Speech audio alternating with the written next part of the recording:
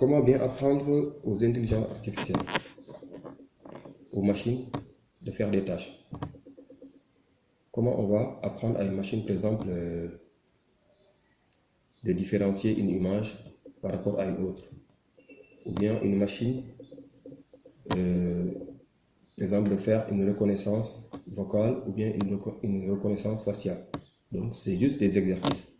Tu as la machine, tu as une base de données avec des images, etc. Donc, tu lui fais des exercices et au fur et à mesure que la machine s'exerce, au final, il va apprendre, par exemple, à reconnaître une image, il va apprendre à détecter si cette image est par exemple, est un chat, ou bien si c'est une voix, ou bien si c'est une forme de vie, etc. Donc, la meilleure façon, c'est de lui faire des exercices. C'est la meilleure façon d'apprendre à une machine. Est-ce qu'on peut programmer l'émotion, l'intuition, l'imagination à l'IA? Ça, c'est une question très compliquée à répondre. Parce que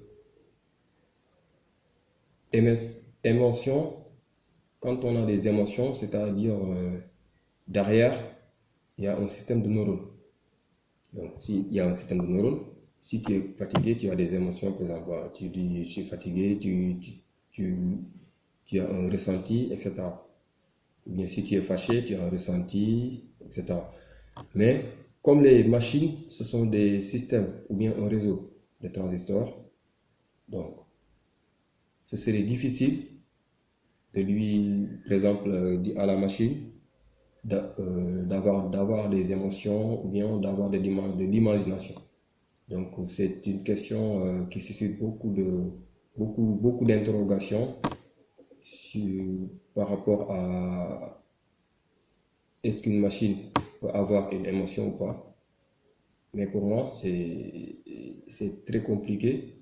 Peut-être c'est faisable, mais pour moi, ça va être très compliqué parce que tout simplement que les programmes qu'on utilise, c'est l'être humain qui les développe, c'est l'être humain qui dit à la machine de faire ça, de faire ça. Donc, comme ce sont des systèmes de transistors et non pas des systèmes de neurones, donc la question d'émotion, pour moi, c'est une question très difficile à laquelle on peut répondre.